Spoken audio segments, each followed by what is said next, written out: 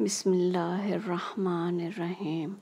شروع اللہ کے نام سے جو بڑا مہربان نہایت رحم والا ہے۔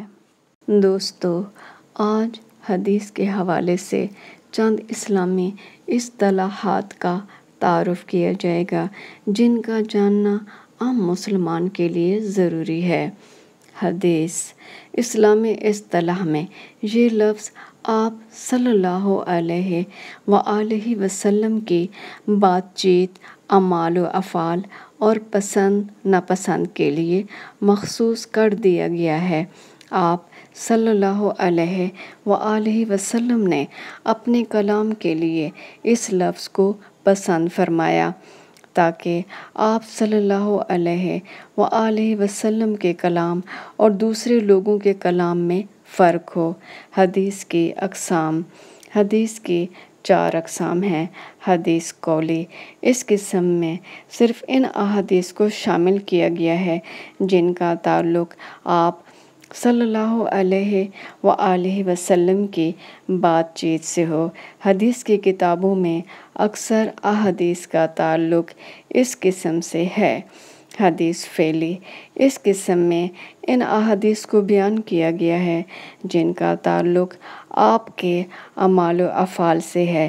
علماء کے نزدیک ان احادیث پر عمل کرنا واجب ہے۔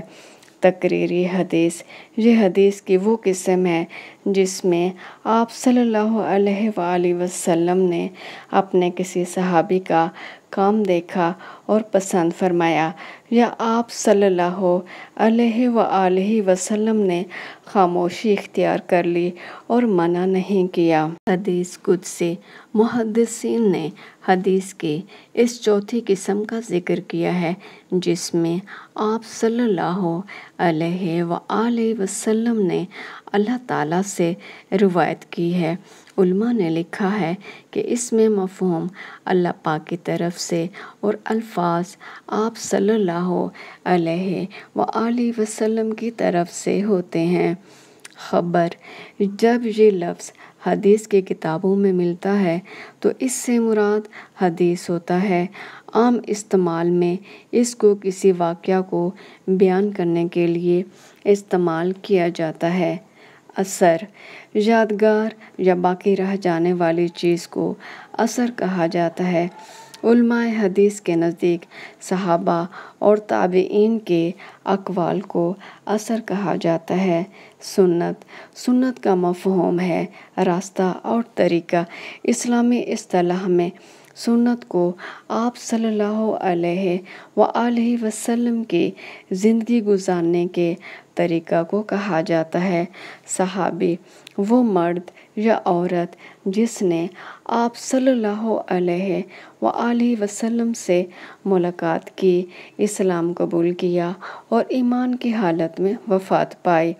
تابعی، وہ مسلمان جس کی ملاقات کسی صحابی سے ہوئی ہو۔ تبع تابعی، وہ مسلمان جس کی ملاقات کسی تابعی سے ہوئی ہو۔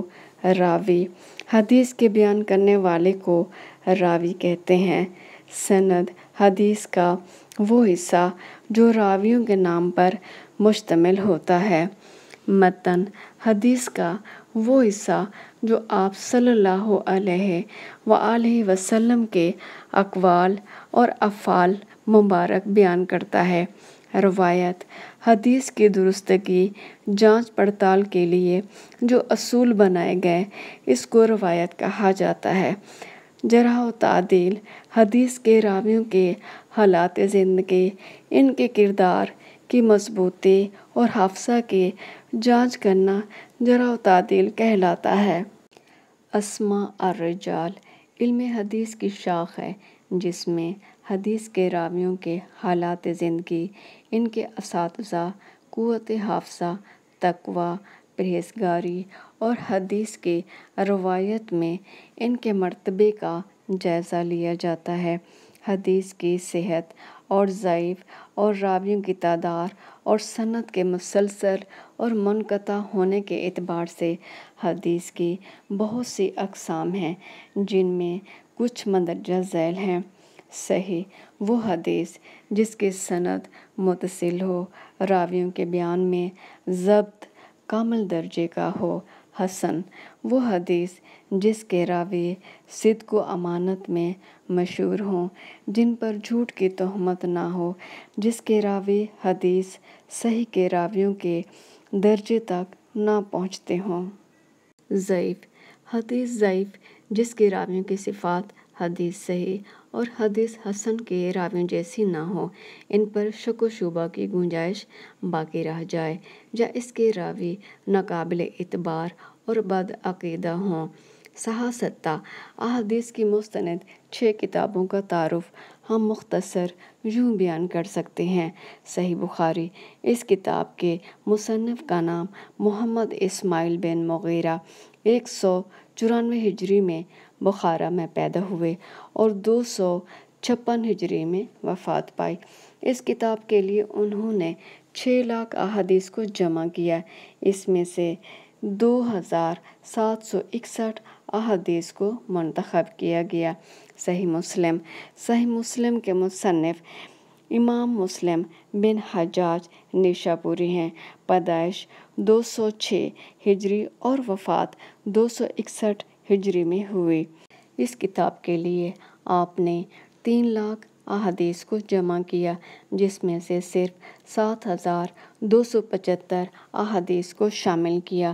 جامع ترمذی صحاح ستہ میں سے اس کتاب کے مصنف کا نام ابو عیسیٰ محمد بن عیسیٰ ترمذی ہے۔ آپ کی پیدائش 209 ہجری اور وفات 289 ہجری میں ہوئی۔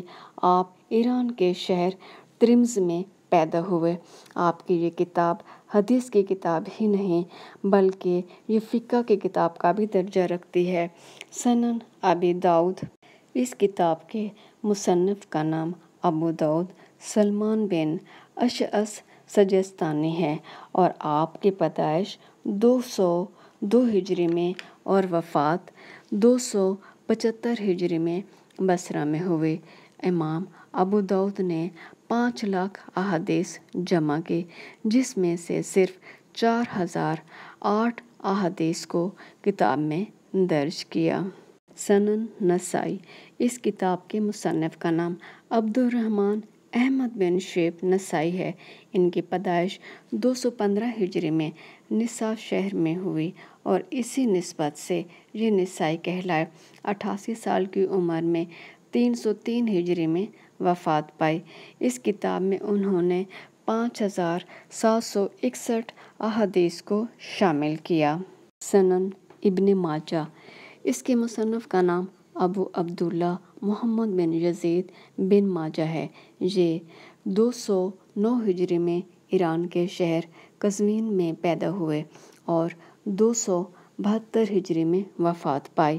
اس کتاب میں انہوں نے 4000 احادیث کو درج کیا، لیکن اس کتاب کا معیار دوسری صحاح ستہ کی کتابوں کے مقابلے میں بہت پست ہے، لہٰذا بہت سے محدثین اس کی جگہ امام مالک کی کتاب موطا کو صحاح ستہ میں شمار کرتے ہیں، کیونکہ مصنف نے ایسی احادیث کو بھی درج کیا ہے جو پہلی 5 کتابوں میں نہیں ملتی۔